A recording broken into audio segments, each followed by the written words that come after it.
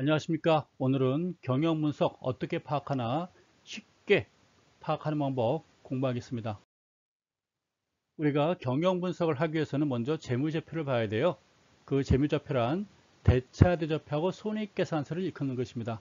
그러면 대차대조 무엇이고 손익계산서 무엇인지 각각 역할 또 어떻게 쉽게 파악하는지 또한 살펴보겠습니다.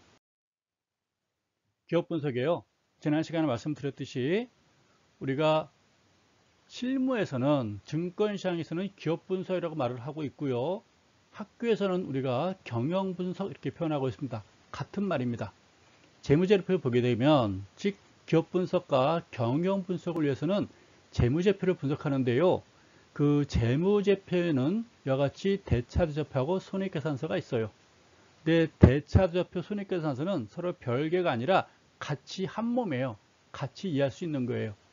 여러분들이 재무제표를 신문지상이라든지 통해서 이렇게 보게 되면 어우 너무 복잡해요. 어떻게 봐야 돼요? 라고 여러분들이 그 질문을 가끔 하게 되는데 쉽게 보는 방법 설명드리겠습니다. 대차제표는 가장 쉽게 매출액과 영업이익 관계를 여러분들이 보시면 돼요. 일반적으로 영업이익이 증가하게 되면 매출액이 증가하게 되면 영업이익이 증가한다 라고 일반적으로 보고 있습니다. 맞는 말이겠죠? 또 일반적으로 영업이익이 많이 증가하게 되면 또 순이익도 많이 또 증가하게 되는 거겠죠. 또 순이익이 증가하게 되면 두 가지 고민에 빠지게 돼요. 재투자인가 배당인가 이 두 가지 고민에 우리가 많이 빠지게 됩니다. 이 내용들 쉽게 하나씩 또 보도록 하겠습니다. 매출액과 영업이익의 차이가 뭘까요? 매출액이 증가하면 영업이익이 증가한다고 했는데 우리가 예를 들어서 포장마차 제가 붕어빵 장사를 겨울에 하고 있어요. 아침부터 저녁 늦게까지 붕어빵 장사를 했는데 끝날 때쯤 문 닫을 때쯤 보니까 제 주머니에 20만 원이 있어요. 그 20만 원은 제가 오늘 하루 종일 판매한 금액, 즉 매출액입니다. 이 매출액과 영업이익과는 그만큼 또 차이가 있겠죠. 이 20만 원에서 비용을 빼야 돼요. 붕어빵이니까 밀가루값 빼야 되고 그 다음에 팥 또는 크림 또 포장지 값 빼야 되고 가스불 값 빼야 되고 점심 때 컵라면도 먹고 김밥도 먹었어요. 그것도 또 공제해야 되겠죠. 그리고 계산해 보니까 10만 원이 남았어요. 이게 바로 영업이익입니다. 제가 오늘 하루 종일 몸을 때워서 벌은 영업이익이 바로 10만 원 되는 거겠죠. 그럼 순이익은 뭘까요? 영업이익에서 세금을 떼면 순이익이 될 겁니다. 뭐 자리세가 있으면 뗄 것이고요. 세금 공제를 하게 되면 곧바로 순이익이 되는 걸 거예요. 어렵지 않겠죠?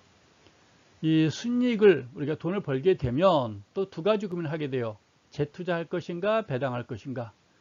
여러분도 아르바이트를 하게 되면 한 달에 50만 원 아르바이트해서 돈을 받게 되면 이 돈 가지고 뭐 할까? 비자금 또는 은행에다 예금하는 경우도 있겠죠. 또는 학원비 내는 경우도 있을 것이고 때로는 그동안 못 산 책이라든가 화장품이라든가 옷도 살 수 있고 친구들한테 한턱 낼 수도 있는 거겠죠. 서로 용도가 달라요. 근데 돈을 벌게 되면 어느 한쪽 회사 내 어느 한쪽은 야 재투자하자. 재투자란 건 회사에 뭔가 투자를 하게 되면 매출액이 증가해요. 벌어들인 돈 가지고 야 공장 하나 더 짓자. 해외 진출하자. 광고 홍보하자. 재료도 많이 사놓자. 종업원도 뽑자. 우리 교육하자. 컴퓨터 바꾸자. 뭐 리모델링 하자 등등 외치겠죠. 이런 사람들이 주장하는 바로는 성장을 외치는 거예요. 성장. 회사 발전을 위해서는 순이익 가지고 우리가 재투자해야 돼 라고 얘기하는 겁니다. 주로 성장을 외치는 사람들을 우리가 사장님들이겠죠. 경영주들이 주로 성장을 외치는 거겠죠. 이런 분들은 주로 자기 기업에 대한 기득권을 지키려고 많이 해요. 그래서 이런 사람들 우리가 이제 보수적인 사람들, 변하지 않을 사람들 이렇게 외치는 겁니다. 반면에 이 종업원들 입장에서는 사장님 우리 회사가 돈을 많이 번 것은 우리 종업원들이 1년 내내 고생하지 않았습니까? 더울 때 더운 대로 추울 때 추운 대로 열심히 일했기 때문에 돈을 많이 번 거 아니겠습니까? 우리도 먹고 살게 해주세요. 안정이죠, 안정. 우리 월급도 좀 올려주시고요. 배당도 좀 주시고요. 그쵸?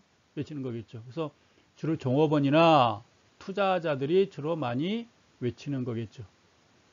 사장님만 잘 먹고 잘 살고 회사만 크면 뭐 하겠어요. 우리 종업원도 먹고 살게 해주세요. 이런 사람들을 우리가 이제 진보주의자 이렇게 이야기합니다. 진보주의. 그래서 그 이념적인 정치에서도 우리가 보수냐 진보냐 많이 따지는데요. 회사 내에서도 재투자 쪽이냐 회사 발전이냐 종업원들의 안정이냐 가지고 고민을 많이 해야 되는 부분들이에요. 그래서 우리가 손익계산서를 봐가지고 순이익이 어느 쪽에 투자를 많이 이루어졌느냐를 파악하게 되면 이 회사의 성향을 알 수가 있어요. 이거 CEO의 경영주들의 성향을 파악할 수가 있는 겁니다. 따라서 대차조표는 매출액 증가, 영업이익 증가를 보시면 되고 손익계산서는 순이익 가지고 어떻게 투자를 많이 했느냐 보시면 여러분들이 그 회사를 파악하는데 그만큼 쉽다라는 걸 말씀드립니다. 제가 아까 처음에 말씀드리기를 매출액이 증가하면 영업이익과 순이익이 증가한다고 이야기했죠. 그건 일반적인 경우예요. 근데 항상 그러느냐? 항상 그렇지 않다는 걸 말씀드릴게요. 예외가 있어요. 매출액이 증가하게 되면 순이익도 증가하는 경우가 있어요. 매출액이 증가하는데 순이익은 감소하는 경우가 있어요. 매출액은 감소하는데 순이익은 증가하는 경우가 있어요. 반면 매출액이 감소하면서 순이익도 감소하는 경우가 있어요. 네 가지가 타입이 있겠죠.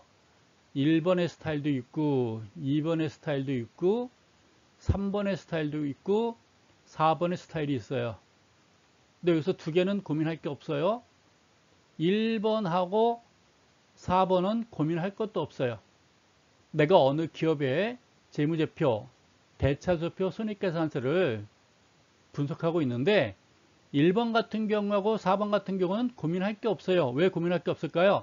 1번은 잘생긴 놈이 돈도 많아요. 이건 뭐 고민할 게 없죠. 무조건이죠.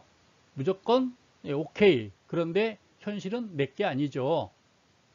그렇지 않겠어요? 돈 많고 잘생기고 누구라고 이야기를 할까요? 원빈이라고 해야 되나요? 누구를 정동건이라고 해야 되나요? 내게 아니잖아요. 그렇죠? 여기는 보니까 못생긴 게 돈도 없어요.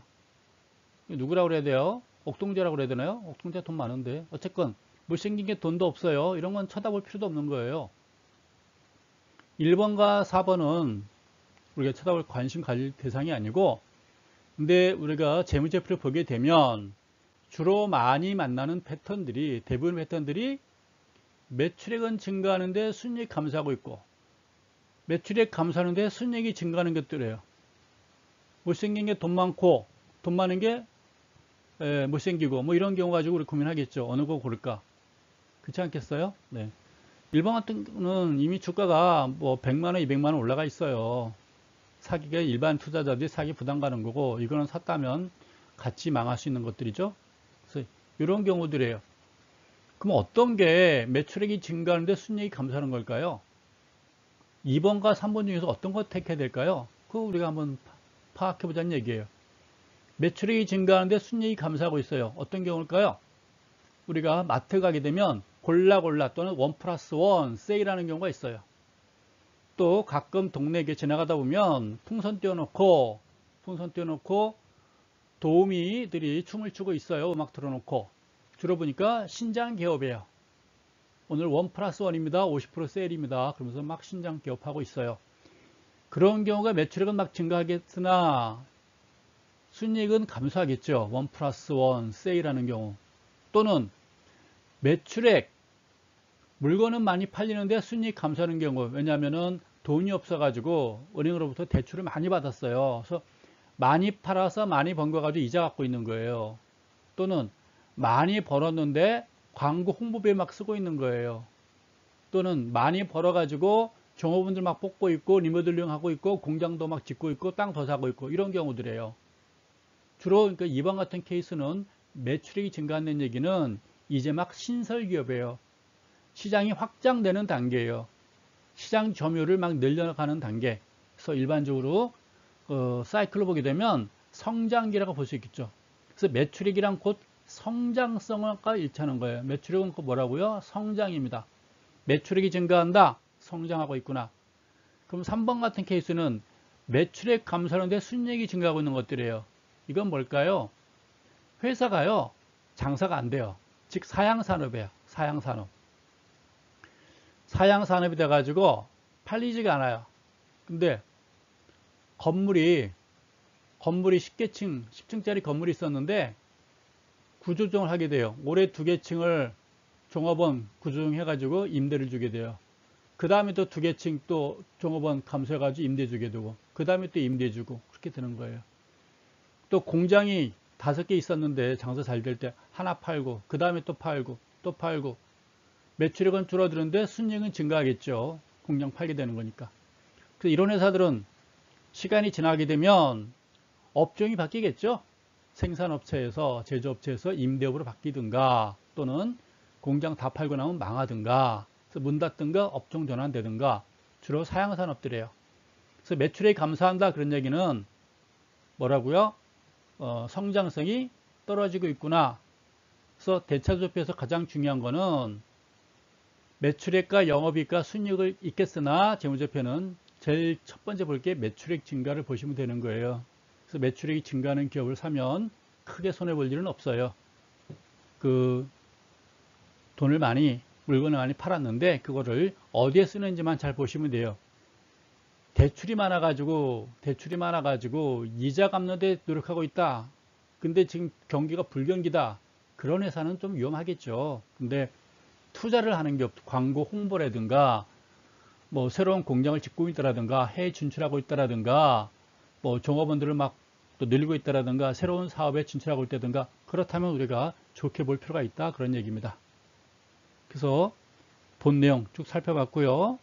이상으로 기업 분석, 경영 분석, 그 재무제표, 대차대조표와 손익계산서 보는 방법 오늘 간단하게 살펴봤습니다.